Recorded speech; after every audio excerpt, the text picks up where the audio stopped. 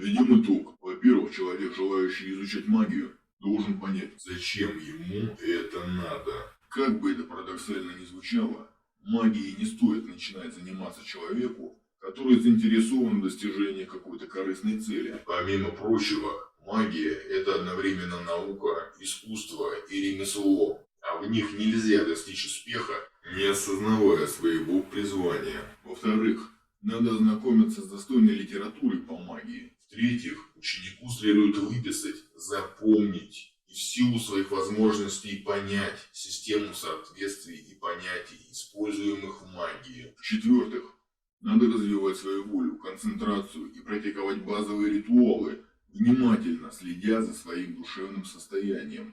Для этого, начиная с первой практики, какого бы рода она ни была, ученику следует вести дневник, где он будет записывать дату, время и опыт, который он испытывал во время конкретного упражнения или ритуала. В-пятых, надо очень осторожно относиться к разного рода организациям, где человеку предлагают обучаться магии, неважно, на платной основе или нет. В-шестых, следует воздерживаться от серьезного отношения к визуальным, слуховым и прочим видениям, вне зависимости от того, в каком состоянии они возникают, во время сна ли или во время бодрствования. В-седьмых, ученику стоит воздерживаться от самоограничения себя такими сомнительными с содержательной точки зрения понятиями, как эгрегор. Чтобы вам дать какие-то нравственные ориентиры в вашем деле, я рассмотрю принципы, которые в астрологии соотносятся с разными планетами. Я дам положительные и негативные проявления, имеющие обыкновение быть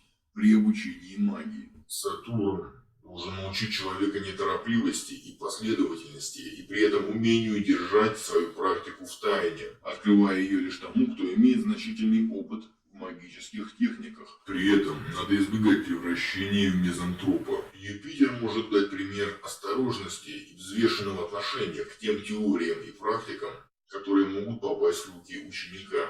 При этом ему стоит избегать попыток познать всевозможные теории, практики и системы, так как в итоге он получит лишь выеденное яйцо. И это не просто метафора. Марс дает пример человеку своей пылкостью и волей к работе над собой. Но не надо ее путать с яростью, возникающей во время неудач в тех или иных упражнениях. Солнце наставит человека в том, что нельзя служить проявлением невидимого мира или становиться инструментом в руках мира зримого. При этом стоит избегать гордыни. Ее искушение губит прежде всего тех, кто имеет наилучший талант для занятий магией. Венера позволяет гипнотизировать и обвораживать людей и духов, но надо избегать беспорядочных связей любого рода. Меркурий наставит человека в умении грамотно выражать свои мысли, но не надо использовать эту способность, чтобы рубить с плеча, не разобравшись в ситуации. В таких случаях стоит просто молчать. Луна дает способность получать плоды своих усилий и пользоваться ими. Но избегайте того, чтобы привязываться к ним и почить на лаврах, так как остановка в изучении магии приводит практика к гибели.